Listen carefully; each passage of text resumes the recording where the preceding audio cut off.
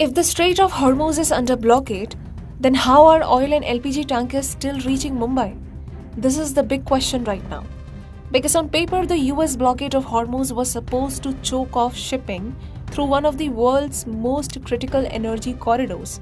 But in reality, tankers are still arriving in India, and here's why.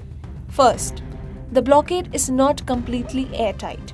The US Navy is monitoring and restricting traffic around the strait, but experts say sealing off every vessel in one of the busiest shipping lanes is nearly impossible. Hormuz is narrow, crowded, and strategically complex, meaning some ships are still managing to pass through. Second, and this is crucial, India bound vessels appear to be using alternate routing and diplomatic clearances. According to experts, some tankers are likely moving through Iranian controlled waters or specially permitted shipping channels instead of usual main transit lanes. Iran has, in some cases, allowed passage to ships from select countries, including India, under monitored or negotiated arrangements. Third, there is naval coordination and escort support.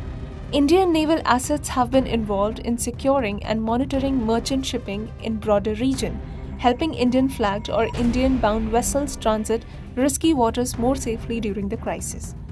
The blockade has disrupted shipping, but it has not fully stopped it. Tankers are still getting through because of a combination of gaps in enforcement, alternative maritime routes, Iranian transit permissions, and strategic naval coordination. That said, the system is fragile. Even limited movement through Hormuz does not mean normalcy has returned. Traffic remains far below usual levels, insurance costs have surged, and every successful tanker transit carries geopolitical risk. So, yes, oil and LPG are still reaching Mumbai, but they are doing so through a far more dangerous, expensive, and politically delicate routes than before.